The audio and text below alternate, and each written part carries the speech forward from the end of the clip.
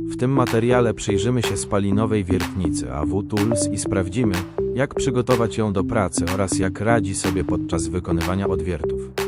Zaczynamy od rozpakowania zestawu. W opakowaniu znajduje się spalinowa wiertnica AW Tools, 3 świdry o średnicy 100, 150 i 200 mm oraz narzędzia potrzebne do montażu.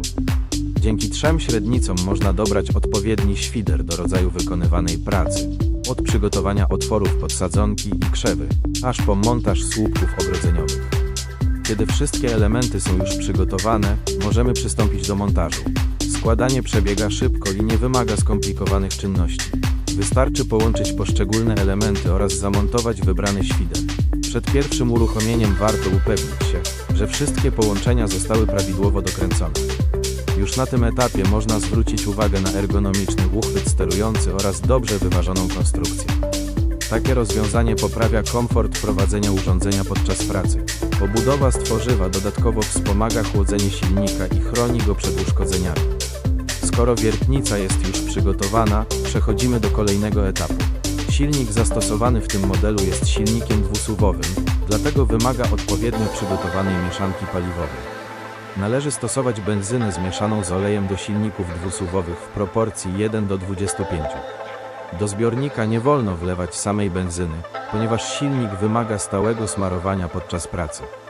Po przygotowaniu mieszanki napełniamy zbiornik paliwa i szczelnie zamykamy korek. Teraz możemy uruchomić urządzenie. Włączamy zapłon, pompujemy paliwo do momentu, aż przewód zostanie wypełniony mieszanką, ustawiamy ssanie i uruchamiamy silnik za pomocą linki rozrusznika.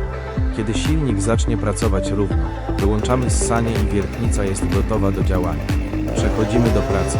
Ostre zakończenie świdra ułatwia rozpoczęcie wiercenia i pomaga utrzymać właściwy kierunek odwiertu już od pierwszego kontaktu z ziemią. Wiertnica została zaprojektowana z myślą o przygotowaniu otworów pod drzewa, krzewy, sadzonki oraz słupki ogrodzeniowe, dzięki czemu znajduje zastosowanie zarówno w ogrodzie, jak i podczas prac wokół posesji. Jeżeli potrzebny jest otwór o innej średnicy, zmiana świdra zajmuje tylko chwilę. Odkręcamy śrubę mocującą, zdejmujemy zamontowany świder i zakładamy kolejny. Do wyboru są 3 średnice, 100, 150 oraz 200 mm, co pozwala dopasować narzędzie do wykonywanego zadania.